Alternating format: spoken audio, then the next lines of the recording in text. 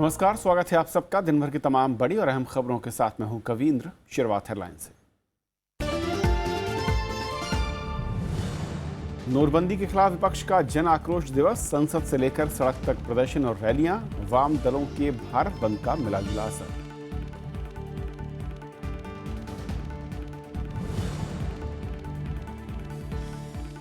संसद में नोटबंदी पर 8वें दिन गतिरोध, विपक्ष की प्रधानमंत्री ने चर्चा में शामिल होने की मांग। सरकार ने कहा चर्चा शुरू होगी तो प्रधानमंत्री करेंगे हस्तक्षेप।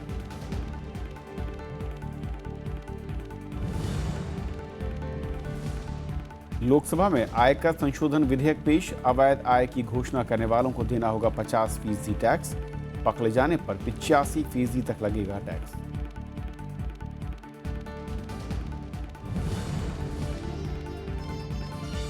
चंद्रबाबू नायडू की अगुवाई में केंद्र ने बनाई 5 मुख्यमंत्रियों की समिति, नोटबंदी की दिक्कतों का खोजेंगे हल, कार्ड स्वैप मशीन पर ड्यूटी से राहत।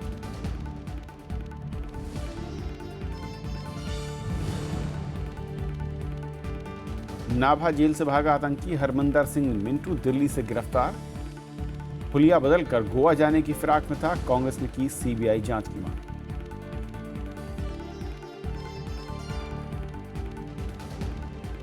और आइए देखते हैं पहली खबर।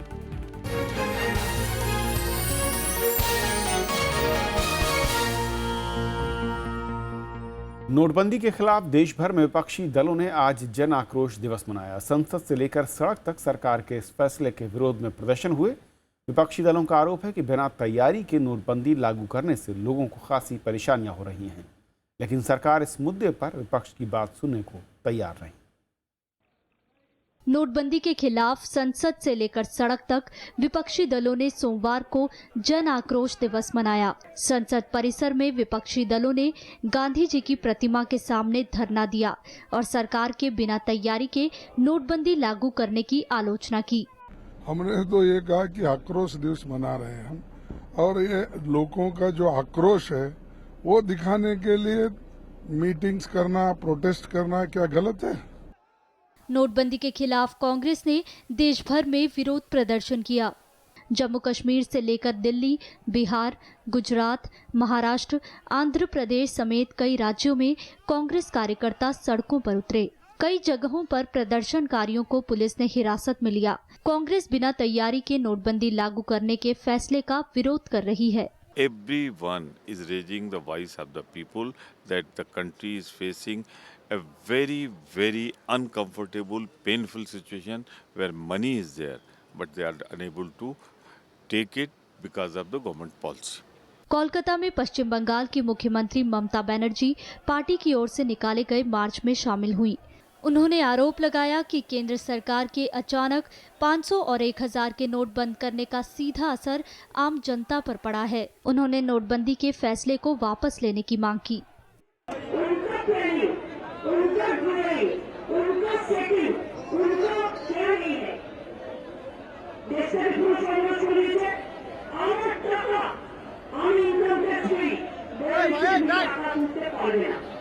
कई क्षेत्रीय पार्टियां भी अपने अपने राज्यों में विरोध प्रदर्शन कर रही हैं। उत्तर प्रदेश में समाजवादी पार्टी और बीएसपी के कार्यकर्ताओं ने नोटबंदी के खिलाफ प्रदर्शन किया। तमिलनाडु में डीएमके ने नोटबंदी के खिलाफ सड़कों पर प्रदर्शन किया।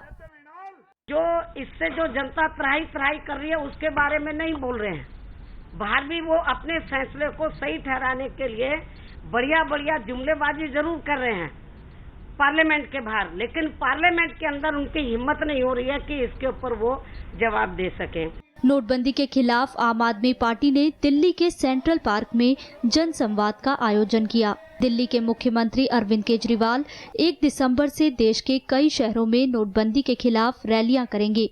अब हम ये पूछना चाहते हैं कि वो कौन सी तारीख है जब से लोग अपना खुले आम पैसा, जितना पैसा वो चाहें, अपना पैसा बैंक से निकलवा सकेंगे?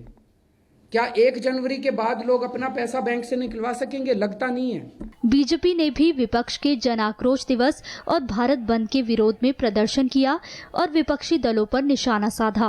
आक्रोश कालाधन, भ्रष्टाचार और आतंकवाद के खिलाफ है। आइए हाउस में आप बहस शुरू करिए बहस में भाग लेने के लिए और बहस के जवाब देने के लिए हम तैयार हैं। प्रधानमंत्री ने 8 नवंबर को 500 और 1000 के नोट बंद करने का ऐलान किया था। इसके बाद से लोगों को हो रही दिक्कत के विरोध में विपक्षी दल संसद के भीतर और बाहर प्रदर्शन कर रहे हैं। अनु दीवान और कृति मिश्रा के साथ ब्यूरो रिपोर्ट, राज्यसभा टीवी। इधर वाम दलों ने नोटबंदी के खिलाफ आज भारत बंद का आह्वान किया, जिसका केरल, त्रिपुरा और बंगाल में असर भी दिखाई दिया। वाम दलों ने प्रधानमंत्री पर देश को वित्तीय आपदा में डालने का आरोप लगाया। साथ ही संसद में प्रधानमंत्री से बयान की मांग की। ये तस्वीरें हैं नोटबंदी के खिलाफ वाम दलों के 12 घंटे के भारत बंद की। दिल्ली में सीपीएम के महासचिव सीताराम येचुरी की अगुवाई में वाम दलों ने मार्च निकाला। उन्होंने आरोप लगाया कि प्रधानमंत्री संसद के बाहर नोटबंदी पर बोल रहे हैं, लेकिन सदन में आकर बहस से बच रहे हैं। सीताराम येचुरी ने लोगों को राहत देने की मांग की। प्रधानमंत्री, जो आपने भारत बंद करवा दिया उसको खोलो। जब तक आपके पास वैकल्पिक नोटों का व्यवस्था पूरा नहीं है, तब तक या 30 दिसंबर तक पुराने नोटों से अपनी जिंदगी जीने के लिए जो आपके कैश ट्रांजैक्शंस के उसके ऊपर पाबंदी हटाओ। त्रिपुरा और केरल में इस बंद का खासा असर दिखाई दिया। सरकारी ऑफिस, शैक्षिक संस्थान, दुकानें और बाजार बंद रहे। बिहार में कई जगहों पर सीपीआई-एमएल के कार्यकर्ताओं ने ट्रेन रोकी और प्रदर्शन किया। पश्चिम बंगाल में कई जगहों पर आंदोलन किया गया। कोलकाता में वाम मोर्चा के चेयरमैन विमान बोस की अगुवाई में सीपीएम और सीपीआई के कार्यकर्ताओं ने सड़कों में मार्च निकाला। उन्होंने कहा कि नोटबंदी के चलते लोगों को भारी दिक्कत हो रही है। We are not demanding like that. We are demanding to relieve the miseries of the common people, workers, employees, agricultural labor and Kisans. That is our demand. Our demand is not to keep the black money. वाम दलों के इस बंद को कई trade union ने भी समर्थन किया है। हालांकि संसद के अंदर नोटबंदी के खिलाफ एकजुट विपक्षी पार्टियां इस भारत बंद में शामिल नहीं हुई। Bureau report, Rajya Sabha TV. और इस आक्रोश दिवस और भारत बंद पर और बातचीत करने के लिए हमारे साथ जनसत्ता के पूर्व एडिटर ओम थानवी जी हैं। ओम थानवी जी, स्वागत है आपका। संसद में लगातार हम देख रहे हैं और अब जो कहा जाता है कि लड़ाई सड़क पर होनी चाहिए, उसको भी आज हमने देखा कई दलों की ओर से। हालांकि सभी दल इसमें शामिल नहीं हुए जो विरोध कर रहे थे अलग तरीकों से। किस तरीके से आप देखते हैं, और जो एक कहते हैं कि राजनीति में और सरकार पर अंकुश के लिए जो एक दबाव की रणनीति होनी चाहिए, वो आज कितनी कारगर या कितनी कमज़ोर आपकी नज़र में रही है? नहीं, मुझे लगता है कि ये सफल रही है। भारत बंद जैसी चीज़ का तो कोई ऐलान भी नहीं था। मुझे लगता है ये तो भारतीय जनता पार्टी और उनके समर्थक जो लोग हैं, उन्होंने ये इस ढंग से प्रचार किया था कि देखते हैं भारत बंद कितना सफल रहेगा। अगर आप देखें तो पिछले 10 रोज़ में किसी भी एक दल ने पूरे भारत में बंद करने का दावा नहीं किया था। केरल में, बंगाल में, बिहार में ये था कि बिहार बंद है, केरल बंद है, बंगाल बंद है। तो जब राज्यों के बंद होने की बात है, पूरे देश के बंद होने की बात नहीं है। पर अलग अलग दलों ने, जैसे कांग्रेस ने आक्रोश की बात की, सीपीएम ने जो है वो बंद का आह्वान किया, ये अलग अलग दलों के आह्वान थे। एकजुटता इनमें नहीं थी। लेकिन असल में जो चीज़ जाहिर हुई है आज, वो सारे देश में आवाज़ जो आई है कि लोग तकलीफ में हैं और विभिन्न राजनीतिक दल यानी लगभग सारा विपक्ष जो है वो इस मामले में उन लोगों के साथ है जिनको तकलीफ है। और सीताराम येचुरी ने ठीक कहा कि भी जब तक आपके पास में वैकल्पिक व्यवस्था न हो, आपके पास उतने नोट नहीं हैं कि हम अपनी रकम को बैंक से निकलवा सकें, तो तब तक राहत मिलनी चाहिए। तो ये कोई बहुत बड़ी इस किस्म की मांग नहीं है। यानी मोटे तौर पे विपक्ष ये कह नहीं रहा है कि नोटबंदी जो है उसके उद्देश्यों के बारे में मनमोहन सिंह संसद में भी कह चुके हैं और आज भी कहा गया है कि हम समर्थन कर रहे हैं, लेकिन लोगों को जो तकलीफ है, ये क्रियान्वयन की जो लापरवाही है या चूक है, इस पे जो है सुधार करना चाहिए। और मुझे लगता है कि सफल मैं इसलिए मानता हूं कि आज प्रधानमंत्री की ओर से गृह मंत्री ने कहा कि वो संसद में बोलेंगे और अनंत भी ये कह चुके हैं कि हम लोग बहस के लिए तैयार हैं। तो एक तरह से सरकार जो है वो झुकी है। और जिस तरीके से इस पूरे मसले पर संसद के अंदर की लड़ाई है, सरकार की ओर से बयान आज दोनों ही सदनों में कहूँ ज़रूर आया और बाहर भी इसके बयान आया कि इंटरवीन करेंगे प्रधानमंत्री और उस पर हिस्सा लेंगे, लेकिन लगातार जो अब तक का मैं देख रहा हूँ कि विपक्ष की ओर से जो एक बड़ी मांग थी उस पर भरोसा या फिर मैं आश्वासन ज़रूर मिला है, लेकिन उसके बावजूद आज वो गतिरोध टूटता नज़र नहीं आया।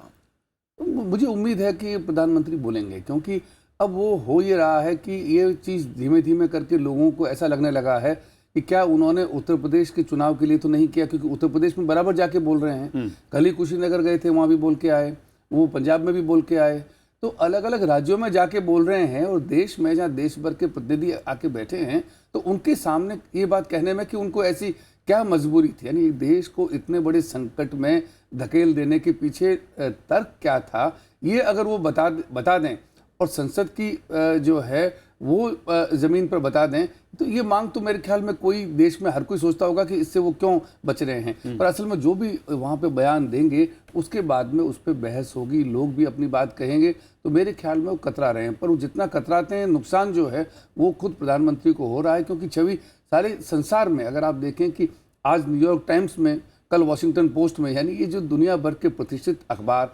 अर्थशास्त्री, वो सब मान रहे हैं कि ये बहुत ही कच्चा फैसला था। उद्देश्य बुरा नहीं है, यानी काले धन को रोकने की कोशिश अगर मोदी करना चाहते हैं तो लोग कहते हैं कि इसमें कोई भी बुराई की बात नहीं है। इसे लागू करने के तरीके अपनाए गए। आपकी पार्टी काले धन से चल रही है, आप चुनाव काले धन से लड़ रहे हैं, उसके लिए आप आज तक ही फैसला नहीं किया कि उनकी पार्टी जो है अब वो चेक से धन लेगी, वो काले धन के खिलाफ है। तो पार्टी जो है वो काले धन के हक में हो और प्रधानमंत्री काले धन के खिलाफ हो, ये बातें तो अंतर्विरोधी है ना, लोगों के गले नहीं उतरती हैं। लोगों की जो परेशानियां हैं वो इतनी ज़्यादा हो गई हैं कि उसका कोई हिसाब नहीं देख पा रहा है। अभी लोग बोलते नहीं हैं, वक्त आने पर शायद लोग अपनी प्रतिक्रिया व्यक्त करें, लेकिन लोगों में तकलीफ ज़्यादा है, खासकर जो छोटे व्यापारी हैं उनका व्यापार चौपट हुआ है। हमको कोई दिक्कत नहीं है, हम जाकर के बड़ी दुकानों से कार्ड से सौदा ले सकते हैं, लेकिन इससे नुकसान तो उसका हुआ है ना जो छोटा नाई है, छोटा खरीदार है, छोटा बेचने वाला है, छोटा सब्जी वाला है। वो सारे लोगों की बजाय व्यापार जो है वो अगर बड़ी कंपनियों के पास में चला गया है तो इस चीज़ की प्रतिक्रिया उन लोगों में ज़रूर होगी, मेरा मानना है, जो इससे बहुत जिनको नुकसान हुआ है। बहुत शुक्रिया ओमथानवी जी इस पूरी बातचीत के लिए। और ये थी हमारी पहली खबर। छोटा सा ब्रेक और ब्रेक के उस पार दिन भर की दूसरी बड़ी खबर।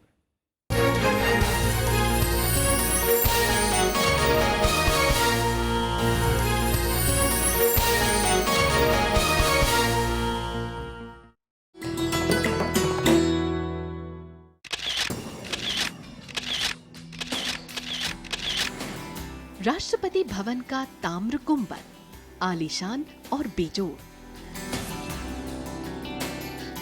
सांची के बौद्ध स्तूप से प्रभावित इस गुंबद की ऊंचाई बाकी इमारत से करीब 2 गुनी। 6 अप्रैल 1929 को बनकर हुआ तैयार। ये शानदार गुंबद राष्ट्रपति भवन की स्थापत्य कला और खूबसूरती को लगाता है 4 चांद।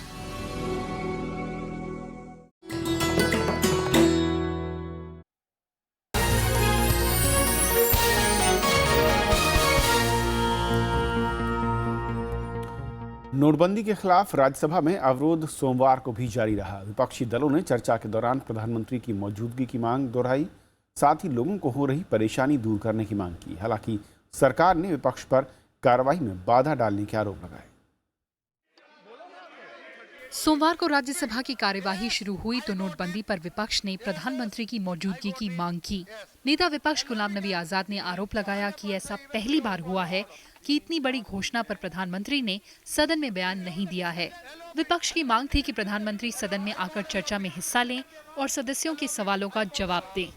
चर्चा दोनों सदनों में होनी चाहिए, लेकिन जिस नेता ने, जिस लीडर ने अनाउंसमेंट की है वो मौजूद होना चाहिए, क्योंकि आम तौर पर यह बताया जाता है कि कैबिनेट को मालूम नहीं था, वित्त मंत्री को मालूम नहीं था, किसी को मालूम नहीं था। जब किसी को भी नहीं मालूम था तो जिसको मालूम नहीं था तो वो कैसे सवाल जवाब दे सकता है? प्रधानमंत्री भारत का बंद करवा रहे, हम आक्रोश प्रकट कर रहे हैं। इस popular anger against what is happening in our country. संसदीय कार्य राज्य मंत्री मुख्तार अब्बास नकवी ने विपक्ष के आरोपों को पूरी तरह खारिज किया। उन्होंने आरोप लगाया कि विपक्ष सदन की कार्यवाही में अवरोध डाल रहा है। उन्होंने कहा कि चर्चा के दौरान प्रधानमंत्री हस्तक्षेप करने के लिए तैयार हैं। अब आप जो है वो जब सड़क पर जब पूरी तरह से फेल हो गए तो संसद को आप चर्चा के बजाय चुहलबाजी का हिस्सा बना रहे हैं।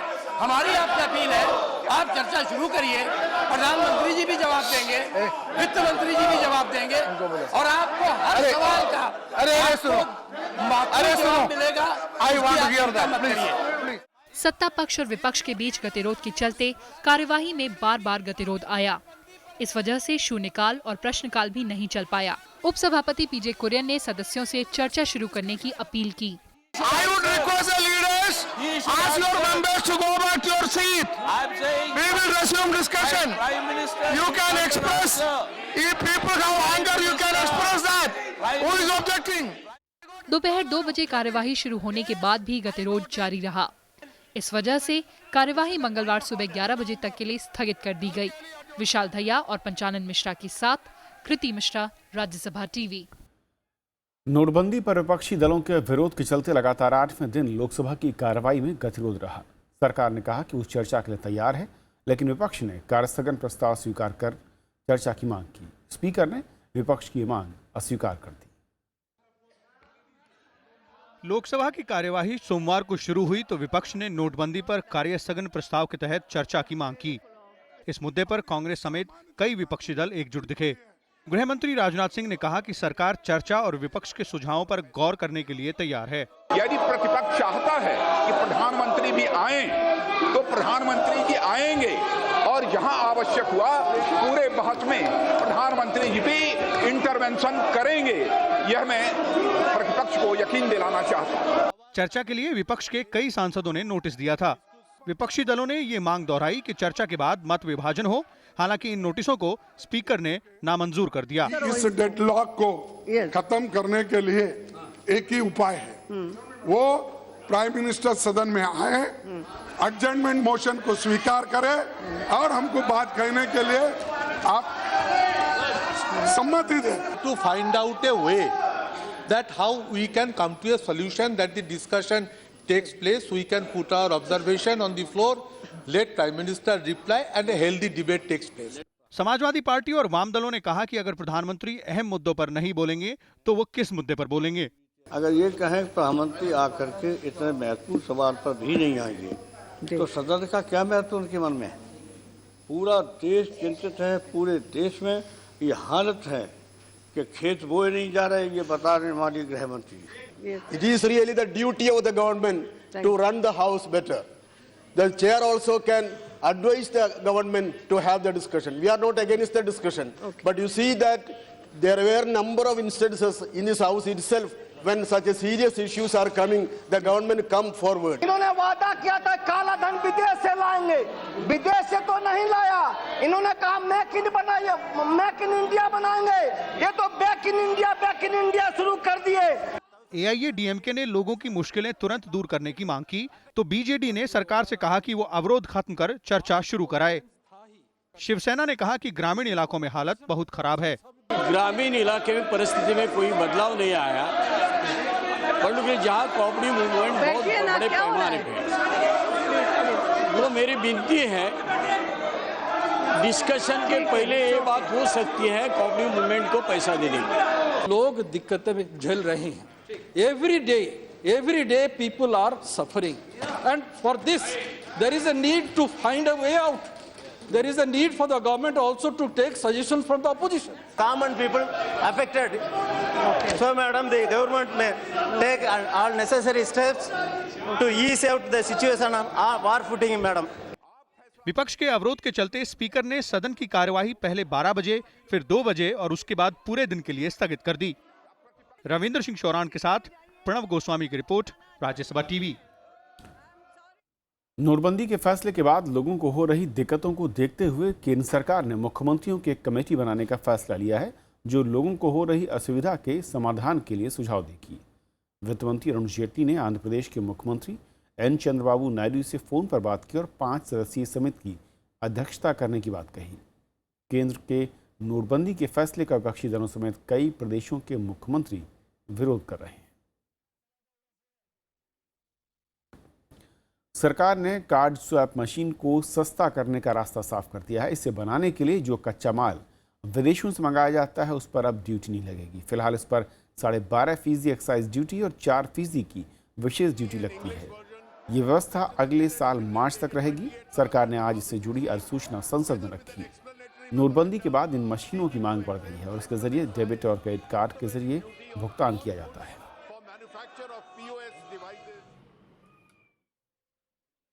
काले धन की घोषणा के लिए सरकार ने एक और मौका दिया है। नोटबंदी के बाद जो लोग अवैध कमाई की घोषणा करेंगे वो 50% टैक्स देकर बच सकते हैं, लेकिन पकड़े जाने पर 85% तक टैक्स देना पड़ सकता है। वित्त मंत्री अरुण जेटली ने सोमवार को लोकसभा में आयकर संशोधन विधेयक पेश किया। इसमें नोटबंदी के बाद अवैध कमाई की घोषणा करने वालों पर टैक्स, पेनल्टी और सरचार्ज के रूप में 50% रकम जमा करानी होगी। विधेयक में ऐसी आय पर 30% टैक्स लगाने का प्रस्ताव है। इस आय पर 10% की दर से पेनल्टी भी लगेगी। वहीं 30% टैक्स पर 33% का सरचार्ज लगेगा।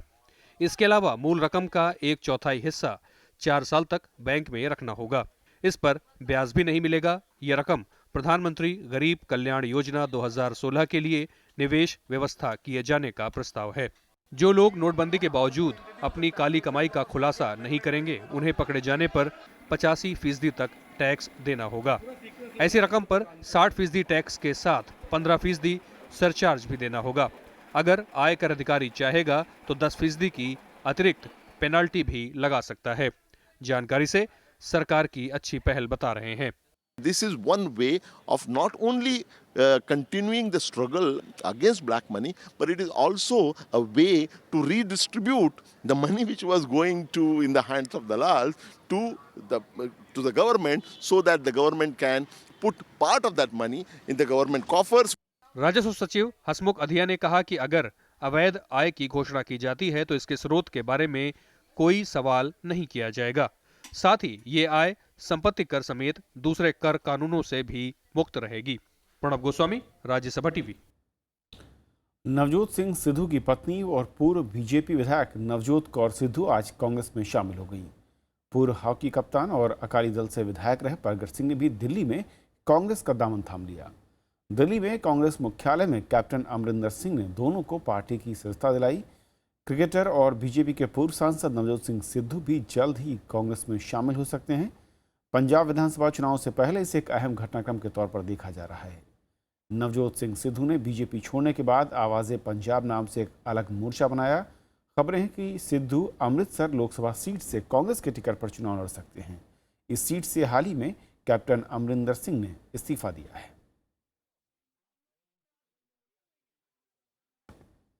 नाभा जेल से भागे खालिस्तान लिबरेशन फ्रंट के सरगना हरमिंदर सिंह मिंटू को गिरफ्तार कर लिया गया है। उसकी गिरफ्तारी दिल्ली से हुई। मिंटू के साथ भागे 5 और कैदियों की तलाश जारी है। इस बीच कांग्रेस ने इस पूरी घटना की सीबीआई जांच की मांग की है। पटियाला की नाभा जेल से भागे हरमिंदर सिंह मिंटू को दिल्ली के निजामुद्दीन रेलवे स्टेशन से गिरफ्तार किया गया। पंजाब पुलिस से मिली खुफिया जानकारी के बाद दिल्ली पुलिस ने मिंटू को गिरफ्तार किया। हरमिंदर को रविवार देर रात ही गिरफ्तार कर लिया गया था। पुलिस से बचने के लिए हरमिंदर ने हुलिया भी बदला था।